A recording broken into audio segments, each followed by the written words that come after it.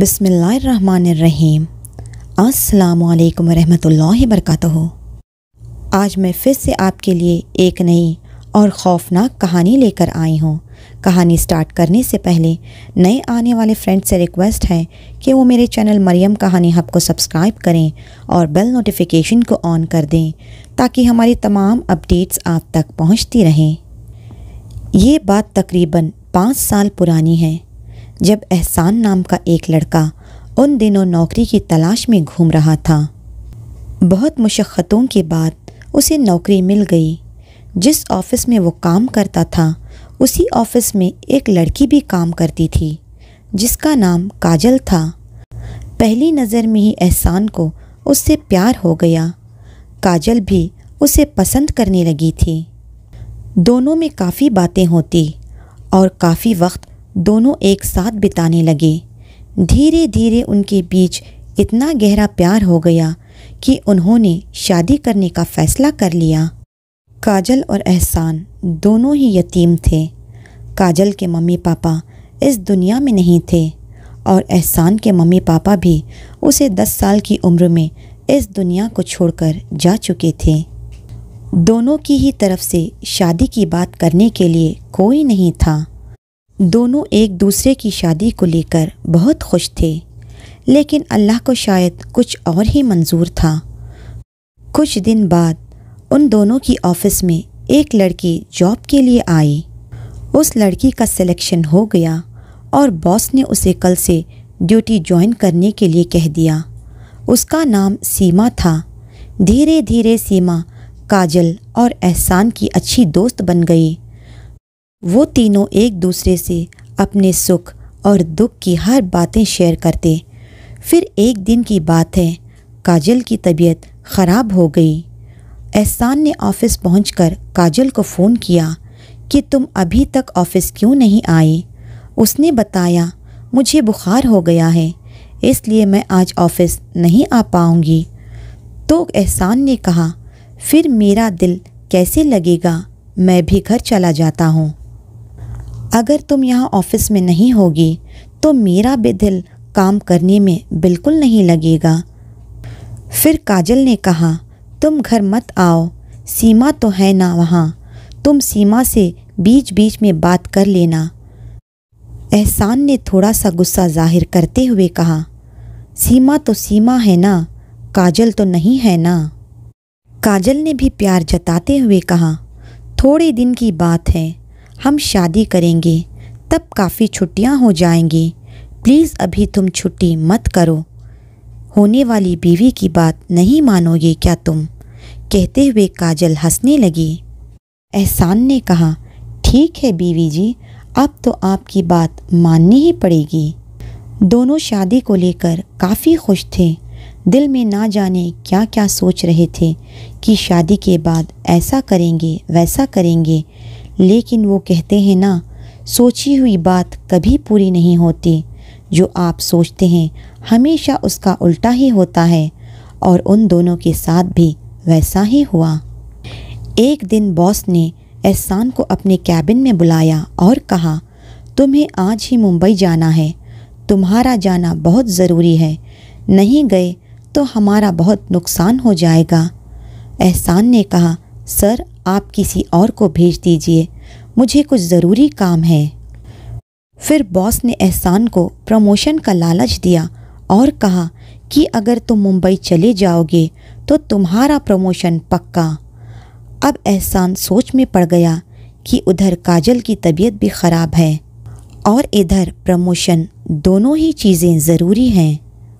एहसान ने काजल को फ़ोन किया, हेलो काजल, अब तबीयत कैसी है?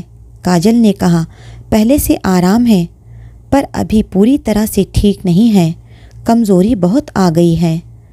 एहसान ने कहा, तुमसे एक बात करनी थी काजल। हाँ बोलो एहसान। बॉस ने मुझे मुंबई जाने के लिए कहा है, लेकिन मैं कैसे जाऊं? इधर तुम्हारी तबीयत ख़राब है और उधर बॉस ने मुझे प्रमोशन का भी वादा किया है। काजल खुश होकर बोली, अरे इतनी अच्छी खुशखबरी सुना रहे हो और वो भी इतनी उदासी के साथ। तुम चले जाओ, अब इतनी भी ख़राब नहीं है मेरी तबीयत कि तुम आकर मेरे पास मुझसे चिपक कर बैठ जाओ। फिर एहसान ने कहा, आर यू श्योर, तुम्हारी तबीयत ठीक है ना? काजल ने कहा, अरे हाँ बाबा, कहा तो है मैंने कि मैं ठीक हूँ, बस थोड़ी सी आराम की ज़रूरत है। एहसान ने कहा, चलो ठीक है, फिर मैं चला जाता हूँ। तुम्हें कुछ भी परेशानी हो तो सीमा को अपने पास बुला लेना, और हाँ, मेरे मुंबई से आते ही हम शादी कर लेंगे। अब मैं तुमसे और दूर नहीं रह सकता। जवाब में काजल ने कहा, मैं भी नहीं रह सकती। अगली सुबह एहसान ट्रेन से मुंबई के लिए रवाना हो गया। शाम को मुंबई पहुंचकर एहसान ने काजल को फ़ोन लगाया, लेकिन उसका फ़ोन स्विच ऑफ आ रहा था। उसने 3-4 बार डायल किया, लेकिन फ़ोन स्विच ऑफ आ रहा था। एहसान काजल से बात किए बिना एक दिन भी नहीं रह सकता था। जब काजल का फ़ोन नहीं लगा तो एहसान बेचैन हो गया। तभी उसे याद आया कि क्यों ना सीमा को फ़ोन करके उससे कहूँ कि तुम काजल के घर चली जाओ, और हाँ, जैसे ही काजल के घर जाओ तो मुझे उससे बात करवा देना। इतना सोचते हुए एहसान ने सीमा का नंबर डायल किया। रिंग होने के बाद ही सीमा ने फ़ोन उठा लिया। हेलो सीमा, यार मैं बहुत परेशान हूँ, काजल का फ़ोन बंद आ रहा है, क्या तुम मेरी काजल से बात करवा सकती हो प्लीज़? सीमा ने कहा, ठीक है, मैं अभी जाती हूँ, और उसने फ़ोन काट दिया। एहसान सीमा के फ़ोन का बेसब्री से इंतज़ार कर रहा था। तभी फ़ोन की रिंग बजी। सीमा का फ़ोन आया। उसने जो कहा उसे सुनकर तो एहसान बहुत परेशान हो गया। उसने बताया कि काजल तो अपने घर पर है ही नहीं, उसके घर पर तो ताला लगा हुआ है। मैंने आस-पास भी पता किया, लेकिन किसी को काजल के बारे में कुछ पता नहीं है। शायद वो अपने किसी रिश्तेदार के घर चली गई हो। एहसान बहुत ही परेशान था। उसे रात में बुरे बुरे ख्याल आने लगे, जिसकी वजह से वो पूरी रात सो नहीं पाया। सुबह होते ही पहली ट्रेन से वो वापस लौट आया और सीधा काजल के घर गया, जहाँ पर ताला लगा हुआ था। पड़ोस में पता किया तो कुछ पड़ोसियों ने बताया कि कल दिन में तो काजल अपने घर पर ही थी। इससे ज़्यादा हमें कुछ नहीं मालूम। फिर एहसान सीमा के घर गया। सीमा अंदर से आई और बोली कि काजल का कुछ पता चला? नहीं, मैंने हर जगह ढूंढा, हर किसी से पूछा, लेकिन उसका कुछ पता नहीं चला। कहाँ गई मेरी काजल? कहते हुए रोने लगा। सीमा समझाते हुए एहसान को बोली, तुम फिक्र मत करो, काजल जल्दी ही मिल जाएगी। ऐसे ही करते 1 हफ्ता बीत गया, फिर महीने और फिर साल, लेकिन काजल का कहीं कुछ पता नहीं चला। इस बात को 2 साल हो चुके थे। एहसान काजल की यादों को दिल में लिए बस जिए जा रहा था, लेकिन उसकी याद उसे हर पल सताती। उसका वो छेड़ना, बात बात पर बीवी जैसे डांटना, उसकी यादें एहसान को भुलाई नहीं भूली जा रही थी। एहसान ने ऑफिस में सबसे बात करना बंद कर दिया था। उसकी दुनिया तो जैसे वीरान हो गई थी, क्योंकि काजल ही उसकी दुनिया थी। ये बात वही जानता है जिसने कभी किसी से दिल से प्यार किया है। फिर एक दिन की बात है, वो कैंटीन में बैठा काजल की यादों में खोया हुआ था। तभी वहाँ एहसान के ऑफिस का एक दोस्त उसके पास आकर बैठा और उसने एहसान से कहा, तुम कब तक काजल की यादों में खोए रहोगे? मेरा ख्याल है अब तुम्हें शादी कर लेना चाहिए। एहसान ने कहा, नहीं, मैंने काजल के अलावा किसी और को अपनी ज़िंदगी में कभी सोचा नहीं। एहसान के दोस्त ने कहा, किसी के चले जाने से ज़िंदगी रुकती नहीं। मेरे दोस्त, क्या पता तुम शादी कर लो तो काजल को भी तुम्हारा ये फ़ैसला अच्छा लगे। वो जहाँ भी होगी तुम्हारे इस फैसले से बहुत खुश होगी। और हाँ, मेरी नज़र में तुम्हारे लिए एक बहुत ही अच्छी लड़की है जो तुम्हें पसंद भी बहुत करती है। एहसान ने चौंक कर पूछा, कौन है वो लड़की? तो एहसान के दोस्त ने सीमा को उसके सामने लाकर खड़ा कर दिया। सीमा, हम तो दोस्त हैं ना? झिझकती हुई आवाज़ में एहसान बोला। फिर सीमा ने कहा, क्या दो दोस्तों के बीच प्यार नहीं हो सकता? एहसान चुप रहा। सीमा ने फिर कहा, क्या मैं तुम्हें पसंद नहीं हूँ? एहसान कहा, नहीं सीमा, ऐसी बात नहीं है, तुम बहुत अच्छी लड़की हो। सीमा ने कहा, तो ठीक है, फिर आज से और अभी से मैं तुम्हारी बीवी हूँ। बीवी हूँ मतलब हूँ। एक पल के लिए एहसान को ऐसा लगा जैसे उसके सामने काजल ही खड़ी हो। फिर 1 महीने बाद सीमा और एहसान ने शादी कर ली। सीमा को सीमा समझकर नहीं बल्कि काजल समझकर एहसान प्यार करने लगा। उसकी कुछ आदतें काजल से बहुत मिलती थी, इसलिए एहसान को लगता था कि उसके सामने सीमा नहीं काजल है। दिन बीतते चले गए और दोनों का प्यार बढ़ता चला गया, लेकिन उसे पता नहीं था कि ये प्यार एक धोखा है। एक रात एहसान और सीमा दोनों अपने कमरे में सोए हुए थे कि अचानक दरवाजे पर दस्तक हुई। सीमा गहरी नींद में सोई हुई थी, लेकिन एहसान की आंख उस दस्तक से खुल गई। उसने दरवाज़ा खोला तो सामने क्या देखता है कि काजल खड़ी है। काजल को देखते ही एहसान ने खुशी से उसे गले लगा लिया। वो गुस्से में काजल से पूछा, तुम बिना बताए कहाँ गायब हो गई? लेकिन उससे भी ज़्यादा उसे खुशी इस बात की थी कि अल्लाह ने उसकी काजल को उसके पास फिर से भेज दिया। दिल ही दिल में एहसान अल्लाह का शुक्र अदा कर रहा था। काजल ने उससे पूछा, एहसान, क्या तुम मुझे भूल गए? और क्या तुम मुझसे ये नहीं पूछोगे कि मैं इतने दिन कहाँ थी? एहसान ने कहा, नहीं, मैं ये नहीं पूछूंगा कि तुम इतने दिन कहाँ थी। मेरे लिए इतना ही बहुत है कि तुम मेरे पास लौटकर आ गई हो। उठिए एहसान, कहते हुए सीमा ने उसे जगाया। जैसे ही उसकी नींद खुली तो ये क्या, वो तो एक ख्वाब था। एहसान सोचने लगा। इस बारे में उसने सीमा से कुछ नहीं कहा। ये सोचते हुए वो तैयार होकर ऑफिस के लिए निकल गया। आज एहसान की बाइक ख़राब होने की वजह से वो ऑटो से जा रहा था। रास्ते में एक लड़की खड़ी थी जो ऑटो को रोकने का इशारा कर रही थी। ऑटो वाले ने ऑटो को रोका और ये क्या, ये तो काजल है। काजल उसी ऑटो में एहसान के साथ बैठ गई। एहसान ने काजल से कहा, तुम तो मेरे ख्वाब में आई थी, लेकिन ये क्या, तुम सचमुच में हकीकत में मेरी ज़िंदगी में फिर से लौट आई हो। काजल ने कोई जवाब नहीं दिया। वो चुपचाप बैठी रही। थोड़ी देर बाद काजल ने एहसान से पूछा, तुम सीमा से प्यार करते हो कि मुझसे? एहसान ने कहा, मैं तो हमेशा से ही तुमसे प्यार करता रहा हूँ और हमेशा करता रहूँगा। तो फिर उससे शादी क्यों की? कहते हुए काजल की आंखें भर आई।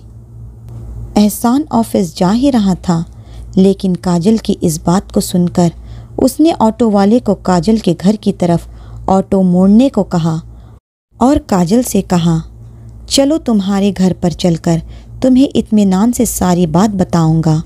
और थोड़ी ही देर में ऑटो काजल के घर के सामने जा रुका। जब तक एहसान ऑटो वाले को पैसे दे रहा था, इतने में काजल अपने घर के बरामदे में जाकर बैठ गई। उसने देखा काजल के घर पर तो ताला लगा हुआ है, उस पर बहुत मिट्टी लगी हुई है, मानो जैसे सालों से किसी ने इस ताले को खोला नहीं हो।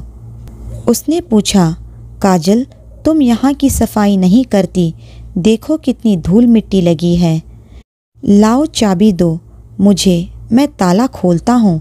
कहते हुए चाबी मांगने के लिए एहसान काजल की तरफ हाथ बढ़ाया। उसने गुस्से से कहा, मुझे नहीं पता चाबी कहाँ है, खुद ढूंढ लो। कहते हुए दूसरी तरफ मुंह करके बैठ गई। एहसान गार्डन में जाकर चाबी ढूंढने लगा। तभी उसने घास के अंदर छुपी हुई चाबी मिली। चाबी में जंग लगा हुआ था। ये देखकर एहसान फिर काजल से पूछा, काजल अब तो तुम यहाँ रहती हो, तो फिर ये क्या, चाबी में जंग क्यों लगा है, जैसे इस्तेमाल ही नहीं होती हो, और ताले पर भी बहुत धूल लगी हुई है। बात कुछ समझ नहीं आई। कहते हुए एहसान ताला खोला। ताला खोलते ही अंदर से बदबू आने लगी। इतने में काजल वहाँ से उठकर पता नहीं कहाँ चली गई। एहसान सोचा शायद गुस्सा होकर गार्डन में जाकर बैठ गई होगी। वो आवाज़ें लगाने लगा, काजल कहाँ हो तुम? फिर भी काजल की तरफ से कोई जवाब नहीं आया। जैसे ही काजल कमरे के अंदर गई, देखते ही देखते वो एक दीवार के अंदर समा गई। ये देखकर एहसान चिल्लाया और उस दीवार पर लगी तस्वीर को उठाकर फेंक दिया। उसके बाद एक फावड़ा लेकर वो दीवार को खोदने लगा। थोड़ा सा खोदने पर उसे हड्डी का एक टुकड़ा दीवार में दिखाई दिया। वो और तेज़ी से खोदने लगा तो एकदम से वो दीवार के अंदर, जो कि खोखली थी, उसमें से एक ढांचा निकला जिसके हाथ पर एक घड़ी लगी हुई थी। जैसे ही उसने उसके हाथ की घड़ी देखी तो वो हैरान रह गया। ये वही घड़ी थी जो कुछ साल पहले एहसान ने काजल को उसके जन्मदिन पर तोहफे में दी थी। इसका मतलब ये काजल का मुझसे आगे के अल्फाज उससे बोले नहीं जा रहे थे। लेकिन ऐसा कैसे हो सकता है? काजल तो अभी मेरे पास ही थी। उसकी तो समझ में कुछ भी नहीं आ रहा था कि आखिर क्या माजरा है। तभी काजल एहसान के सामने आ गई और रोने लगी और कहने लगी, ये जो ढांचा तुम देख रहे हो ये मेरा ही है। तुमसे बहुत दूर जा चुकी हूँ मैं। ये सुनकर मैं तो सुन रह गया। फिर काजल कहने लगी, क्या तुम जानना नहीं चाहोगे कि ये कैसे और किसने किया? एहसान ने कहा, काजल मुझे बताओ, जिसने भी तुम्हें मुझसे दूर किया है मैं उसको सज़ा दिलवाऊंगा। काजल गुस्से से बोली, वो और कोई नहीं, सीमा है। ये सुनकर मेरे पैरों तले ज़मीन निकल गई। काजल ने बताया कि जब तुम ऑफिस के काम से मुंबई गए थे तो शाम को सीमा मेरे घर आई थी और उसने कहा कि मैं एहसान से प्यार करती हूँ, तुम बीच से हट जाओ। मैंने कहा, क्या एहसान भी तुमसे प्यार करता है? तो उसने कहा, अगर नहीं करता तो धीरे धीरे करने लगेगा। उसके बाद सीमा ने मुझे जहर पिला दिया। मैं रोती रही, उसके सामने भीख मांगती रही, मुझे छोड़ दो, हम तो दोस्त हैं। तो सीमा ने कहा, मेरी दोस्त तुम नहीं हो, तुम तो मेरी सौतन हो। अगर तुम नहीं रहोगी तो एहसान मुझसे ज़रूर प्यार करेगा। उसने मुझे जहर पिलाकर घर में बंद कर दिया और बाहर से ताला लगाकर चाबी बाहर फेंक दी। अब मैं उसे मारकर अपनी मौत का बदला लूँगी। तुम्हारे लिए ही मेरी रूह भटक रही थी कि जो भी हो मेरे साथ हुआ वो मैं तुम्हें बता सकूं। एहसान ने काजल से कहा, तुम उसे मत मारना, मैं उसे कानून से सज़ा दिलवाऊंगा। गुस्से में काजल एहसान से कहने लगी, नहीं, मैं खुद उसे मारूंगी। मैंने कहा, नहीं, मेरी काजल कभी किसी को मारने के बारे में सोच नहीं सकती। मेरी इस बात को सुनकर काजल रोने लगी और कहने लगी, मुझे दुख बस इस बात का है कि मैं तुम्हारे साथ रहना चाहती थी, तुम्हारे साथ ज़िंदगी का हर पल बिताना चाहती थी, जो अब कभी नहीं होगा, और मैं तुमसे बहुत दूर जा चुकी हूँ। इतना कहकर काजल एक चमकीली रोशनी में खो गई और गायब हो गई। उसके बाद एहसान घर आया तो सीमा ने कहा, हाथ पैर धो लो, मैं खाना लगाती हूँ। एहसान ने गुस्से से सीमा से कहा, तुम कातिल हो, तुमने काजल को मारा है। फिर एहसान ने सारी बात का खुलासा किया, अब मैं तुम्हें कानून के हवाले करूँगा, वो तुम्हें सज़ा देगा। इतना सुनकर सीमा भागने की कोशिश कर रही थी। फिर एहसान ने उसके हाथ पैर बांधकर उसे एक कमरे में बंद किया और जल्दी से पुलिस स्टेशन गया और पुलिस को इत्तला दी और सारी बात बताई। पुलिस को काजल के घर के सारे सबूत भी मिल गए। पुलिस ने सीमा को गिरफ्तार कर लिया और अदालत ने उसे उम्र कैद की सज़ा सुनाई।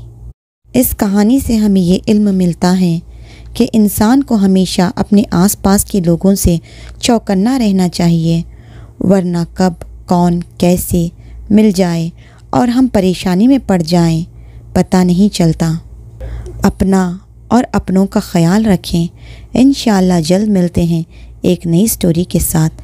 जज़ाकल्लाहु खैरन कसीरा।